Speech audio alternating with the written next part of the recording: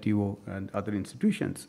Now, we need to also recognize that the underlying force that is causing this kind of disruption to world trade actually is the anti-globalization forces that have become very strong in recent times.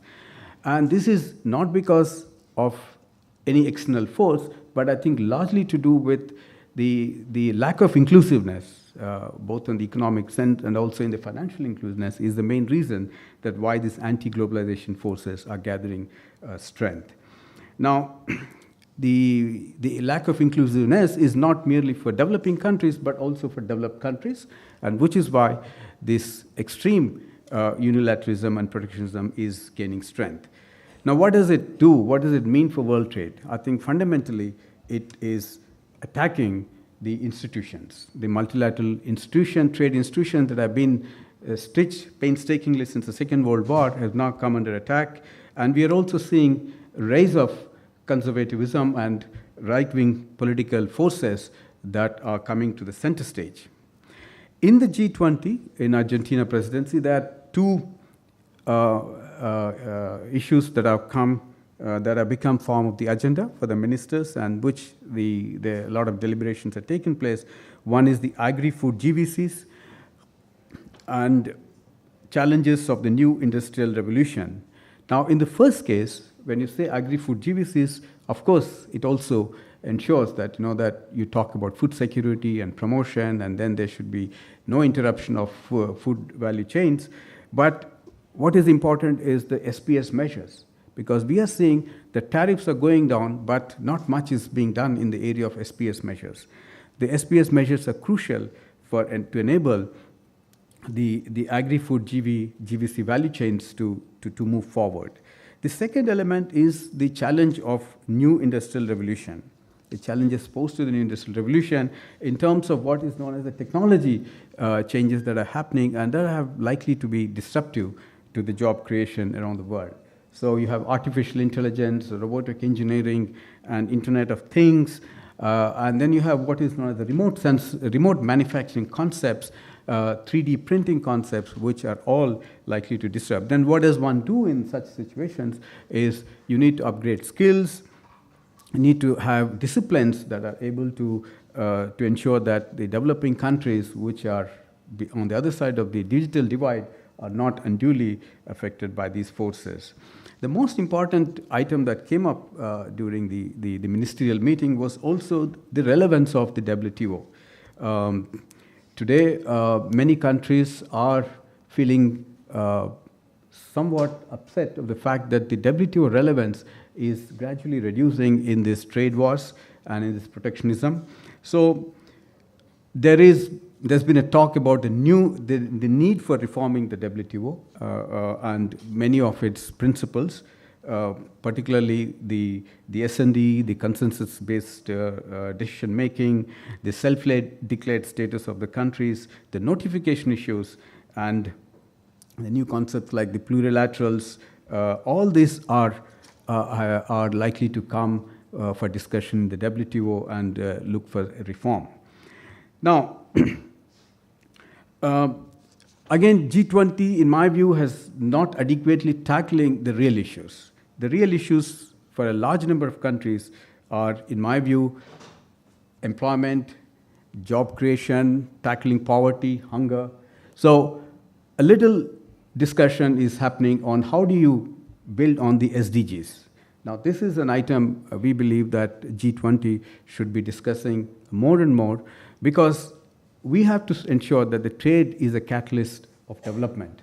Now, that was when in 2008, when G20 was formed, they all had committed to work towards the conclusion of the Doha round, the Doha development round. But today, we are not hearing countries talking about development as an important element in the trade agenda, but they're trying to sidestep the main issue. And we have seen this in Nairobi. We've seen this also in MC11 in Buenos Aires, that many countries are not interested, particularly the developed countries are not interested to commit to the development agenda. So how do we bring back focus on development, which is very crucial for a large number of countries? And I believe that you can build a narrative on the SDGs and focus the items that are there. Then not much is also happening in the services area. And this is a largely ignored area where we believe that the potential is enormous, particularly given the fact that many countries around the world, the GDP contribution by services is more than 50%.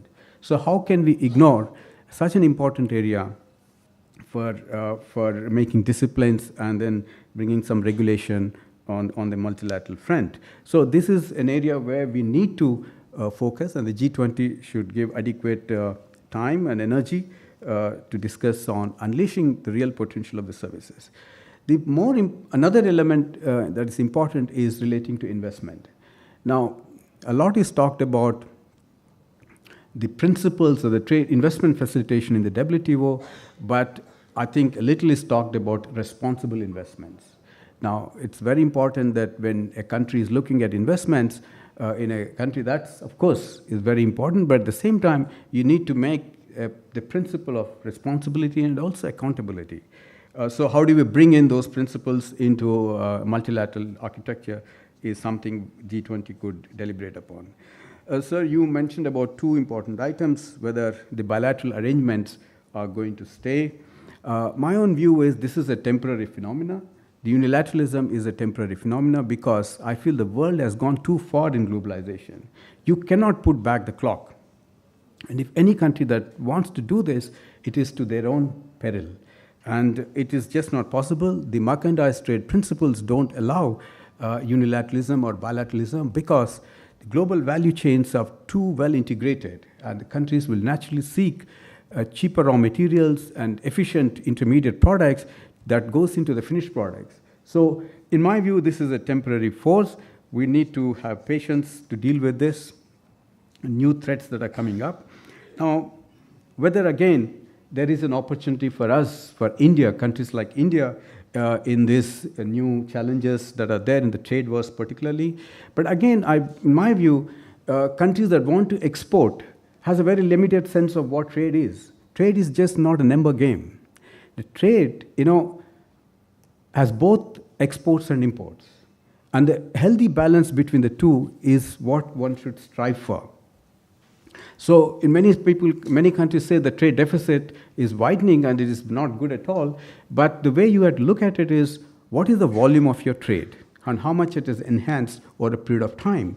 Because you have countries like China, I'm giving an example, that its imports are also close to $2 trillion and its exports are $2.5 trillion. So it is also importing a lot. But there's another matter, that the state-owned enterprises, how do you discipline, how do you access capacity, these are different issues. But look at the United States again.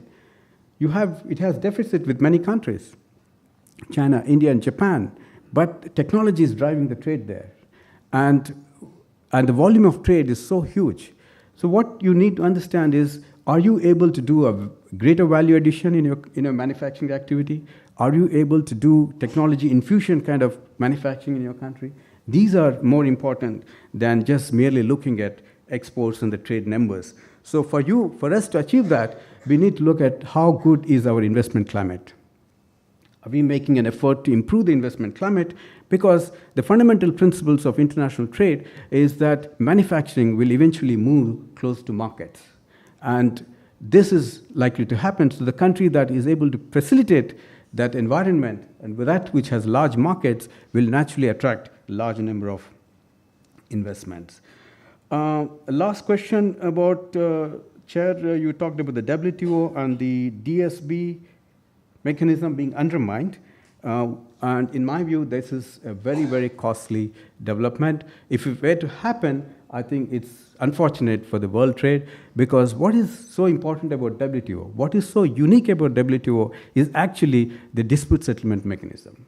Now, we also have to understand that since the formation of the WTO in 1995, you had a number of disputes, both developed and developing countries, but actually more developed countries have won the cases in WTO than the developing countries, if you look at the actual numbers. But this is a game. I mean, trade dispute is a part of the WTO architecture, and it's very unique. And why is it unique? Because it brings in disciplines in the way you drive your trade. It brings in some regulation the way you drive trade. If you were to do bilaterally and increase your trade, it is not most efficient. It is not efficient even for a developed country. So you need to have a global architecture that is able to regulate the multilateral trade, and that is what we need to preserve. Thank you very much, sir. Thank you very much.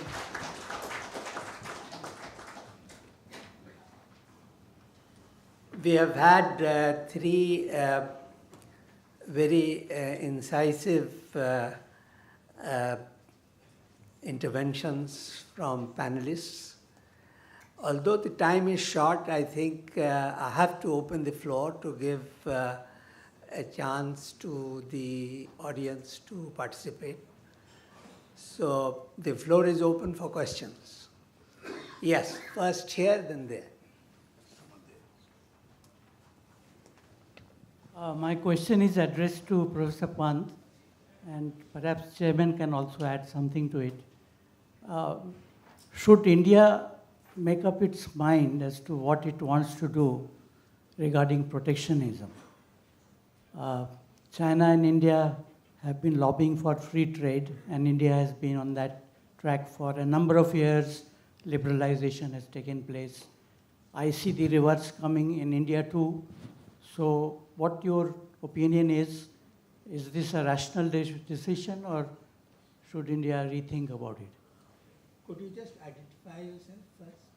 I'm former professor of JNU in South Asian Studies.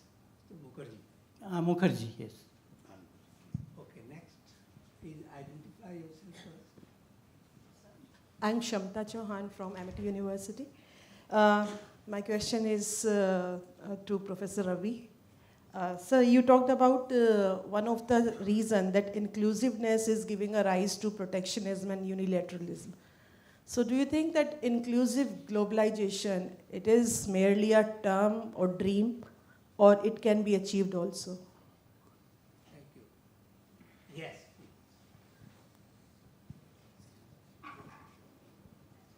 I'm Krishna Kumar. I teach at Venkateshwara College, Delhi University. My query is to Dr. Amartya Lahiri, where he was basically drawing attention towards the winners and losers of economic growth or trade. He was trying to draw attention towards the possibility of fiscal transfers as a mechanism towards redressing it. How feasible it is from a Trump administration, which is at the same time trying to be fiscally conservative, being on the retreat with respect to social schemes. And number two is various studies on inequality worldwide has drawn attention towards this dual problem of the relative position of the 60th percentile, that is the Asian middle class going on the upswing, and the 80th percentile, that is the middle class working groups of Europe and United States going on the downside. So rather than having a country or intra-country or inter-country sort of an issue with respect to addressing inequalities, shouldn't the G20 think in terms of a global plan towards addressing it? What I mean is with respect to this base erosion and tax shifting, etc., which results in a large-scale tax haven sort of transfers, which basically hits at the very resources of different countries in making feasible plans towards addressing the issue of distribution. Thank you. I think we can, yes. So, this is Suman Berry, former DG in CAR, for Mr. Ravi. There have, I believe there are consultations taking place between the Europeans, the Japanese, on WTO reform, many of which seem to be directed against China.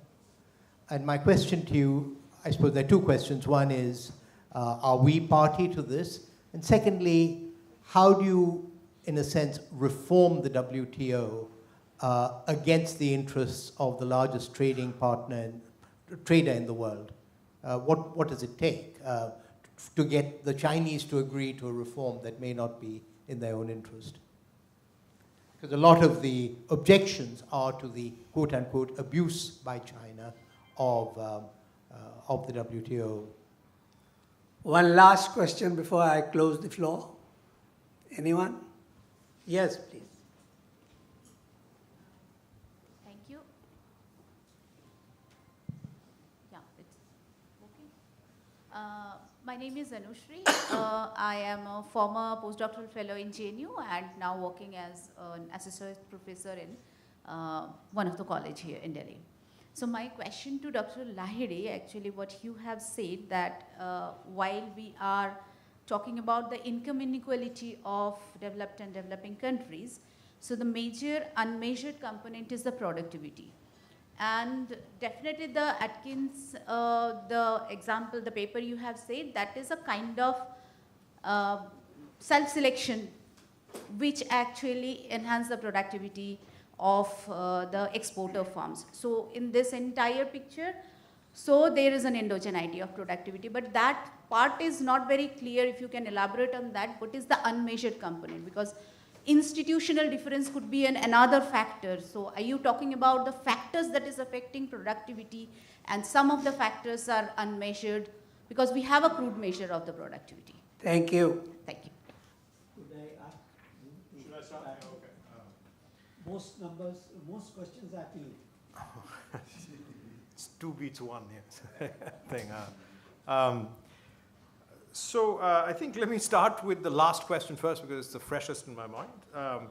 So productivity as we measure it is as a residual. That's how we measure it. So whatever we do not measure as inputs, we just say that if there is output produced and I cannot attribute it to some measurable input, we call it productivity. So all studies of productivity try and make the specification of the input space as rich as possible, which includes materials and the standard capital labor, of course, but even parsing labor more carefully, etc. Whichever way you do it, however, this used to be a massive exercise in the 70s where people were trying to figure out the source of the productivity slowdown. So that's when, this whole exercise about estimating productivity got a real boost with people like Jorgensen, etc., spending a lot of time trying to, really, improve it.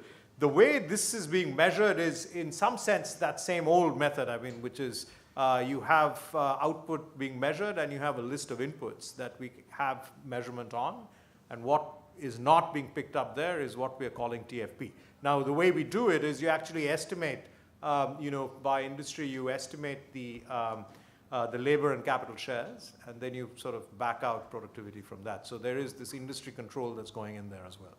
So that's how it's measured.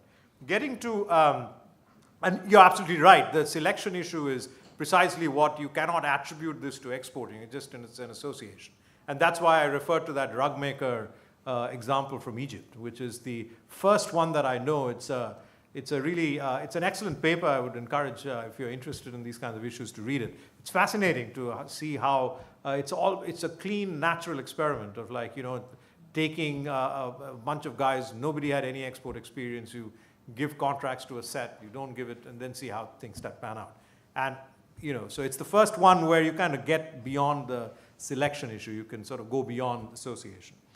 The feasibility of fiscal redistribution, the question you asked is a good one. I actually would take a little bit of issue with the second statement you made, which is that the Trump administration is trying to be fiscally responsible. It is not. It is one of the more fiscally irresponsible administrations that has been there. The deficit's been just continuously widening. And that has a lot to do with the fact that his support base is essentially the ones who want the redistribution. So they are the ones who actually want the handouts. So it is not, so there is going to be, I think, between both the fringe support for the left or the Democrats and the Republicans in the US, they're all, there is unanimity. The Sanders supporters and the Trump supporters have. In fact, a lot of the votes that switched from Sanders actually went in the general election went off to Trump. It didn't go to Clinton. And so that's, there is a very strong, unanimity across the fringes of both parties, which both want this. So where it's going to come from, there is going to be at some point, this balancing act. So this is where they haven't figured this out yet. The spending has gone up. The taxes, there is still this Republican conservatism of wanting lower taxes. Something has to give. And so what has allowed all of this to go on for a while is the fact that the US has has had incredibly low interest rates and is the only, as people were pointing out in the earlier sessions, is almost the only supplier of safe assets in the entire world. So they've had a captive market of like people just shoving money into this country. Moment you start blowing up a lot of these international arrangements under which people think of all of this as being safe, etc., there will be, I mean, one of the biggest buyers of safe US assets is China. So once you start blowing up this side of it, something has to give. So it's a good question. The demand for spending is there. Some of it might, if the US begins to get closed, there will be some low-tech stuff that might start up again in the US, but it's unlikely. I think the place that's going to go is through AI and automation. So I don't think a lot of these jobs that the Midwest, is looking for is ever going to come back there, despite whatever they might do with trade agreements. I mean, it's just going to go to more capital-intensive kinds of methods. So it's a good question. I think the spending is going to be there. The US will be looking at undoing some of these corporate tax cuts to pay for some of this stuff. So that if I were to bet, that's where I think it's going to go. They're just going to unwind a lot of these huge corporate tax cuts that have been put in, probably are going to go in due course. Global inequality is actually an interesting issue. If you actually do it the way you want to measure it, not as a cross-country thing, but rather as, inequality can be measured as between groups and within group. I mean, you can if you do a Thiel index, for example, you can decompose inequality into these two components. And what you'll find is that there's a huge, the within group inequality has actually, shrunk a lot over the last, so partly because India and China, there's a huge component of people who've been lifted up. And so once you start looking at the global inequality measures, these guys get a big weight. And so by those measures, inequality is actually shrunk.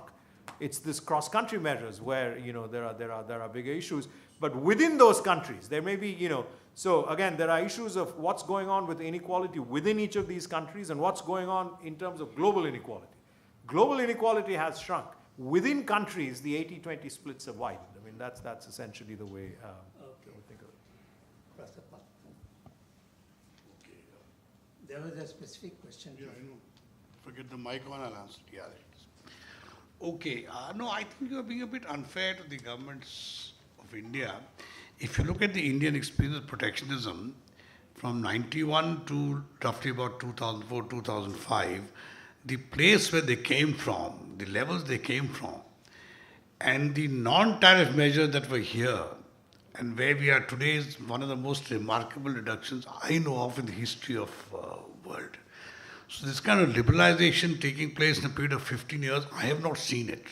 From 100+% average tariff and plus non-tariff barriers, I'm not even talking about these quotas and so on. So come down to a fairly open system in 50 years. You show me in the history of any developed country who've gone that far. Remember, in the 60s and 70s, the US and Canada were one of the most protective countries. So I don't think that one can doubt the general feeling that 91 business switch in the thinking of the governments cannot be doubted. I think what you're talking about is the recent 10% increase. Am I right? Now here yes. Budgetary provisions that we have. Sure, but let me tell you. Two waves. Sure, but let me tell you, budgetary things are not necessarily protective, I'll tell you. And let me not go too far into that, but I'll show you. We've done calculations. See, it's very difficult. Everyone thinks in terms of nominal protection. A 10% reduction in a tariff on an intermediate input or a 10% rise in the tariff on an intermediate input may actually mean a decline in protections. Similarly, a 10% fall. So there is a difference between the nominal protection and effective protection. And our ministries just don't do enough work on effective. I can tell you, many of these last round of tariff increases that you have seen in the budget are not an effective protection. They are more shadow boxing, they are more, you have to say something in an election year. So you say, okay, I raise some tariffs. I don't think we become very much more protective.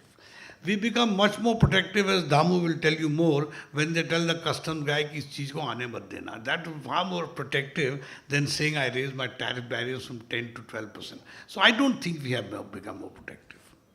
Thank you. So Ravi, you could perhaps attempt answering Suman Vedi's question. So, thank you, sir. I'll take your question first with apologies to Madam. I think when you talk about the WTO reform, what we need to understand, it got to be holistic. I know, and right now, even in G20, we've noticed, and even in the other multilateral fora, we have noticed that the focus seems to be only on the state-owned enterprises and how do you discipline the industrial production and manufacturing in China. Now, yes, that debate will go on and nobody can stop it.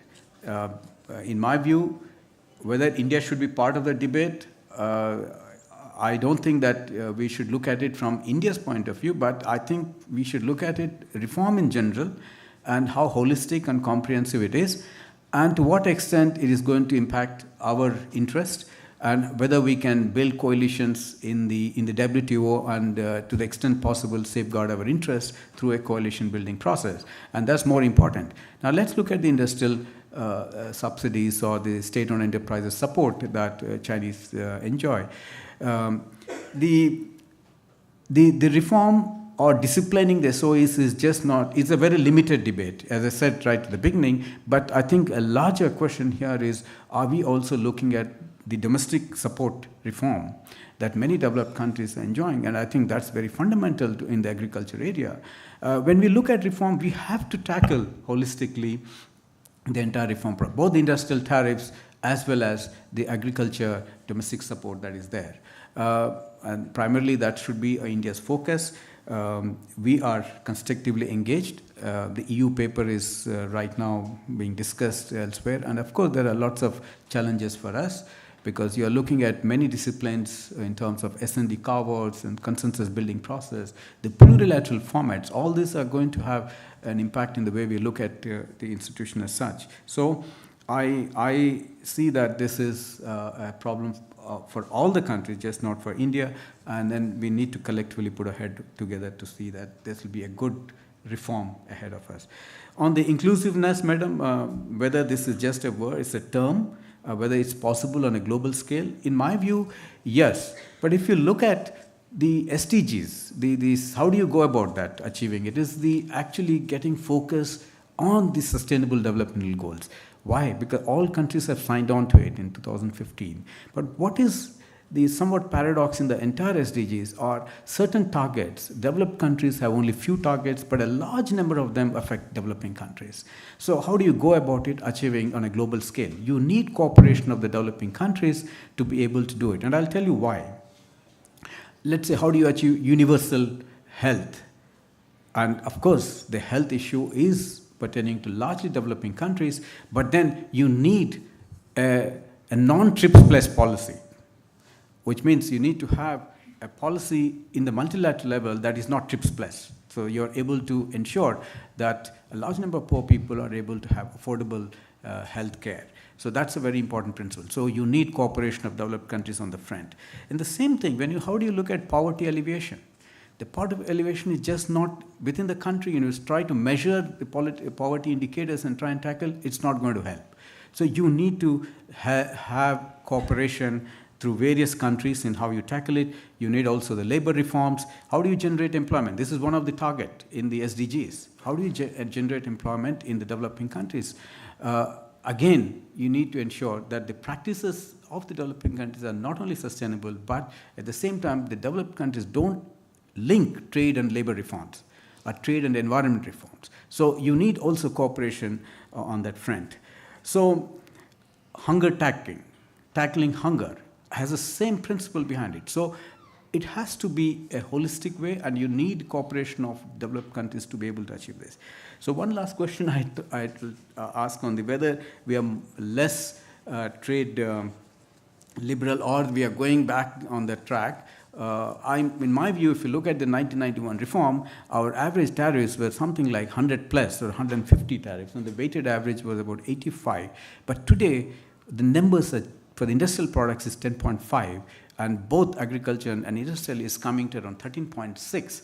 So now what does it tell us? That as Professor has said, that no one in the history since the Second World War has ever done such liberalization at such a fast scale. We are looking at even the weighted average. It's about 7.5%. Now, what happens in the budget is sometimes is a very temporary measure, and it's not a permanent measure, but sometimes all countries do this. All countries take these measures for a temporary safeguarding of the domestic sector, and that's purely to be seen in that context. Thank you. I'll just in 30 seconds or a minute try to give you some my takeaways from the interventions of the panelists. First, Dr. Pant emphasized on the close link between trade and investment. And in that, in a way, he emphasized the importance of supply chains and international production sharing, because supply chains function like this. With investment, there is trade. Dr. Lahiri, my takeaway is that it seems that the gains of trade, the gains of globalization have been oversold, and there is a backlash. But your forecast is that post-Trump, much of the backlash in the goods area, and there is actually nothing on the services area except for immigration, will go away. So perhaps your hint is that we need perhaps wait for the midterm elections, which are only 2 months off, and see how the thing goes.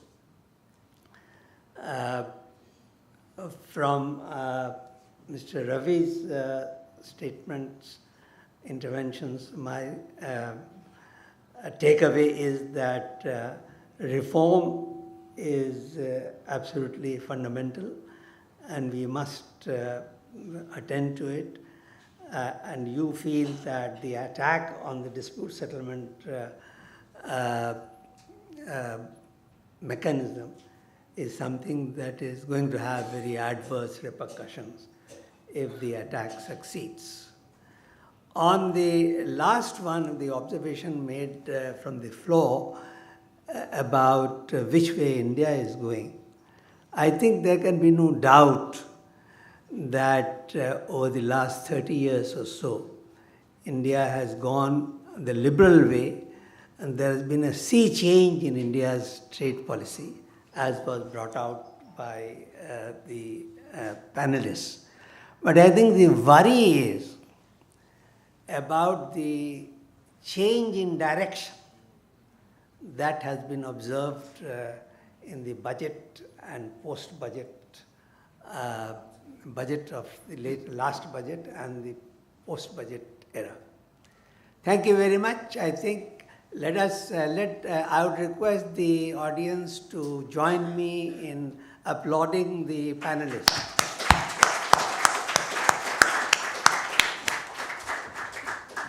Thank you very much. Thank you. Thank you, Chair. Thank you, panelists, for an excellent session. Now we break for tea, but just a request, because we are running slightly late. So if we can just pick up our cups of coffee and tea and settle down so that we can immediately start with the next session. Thank you.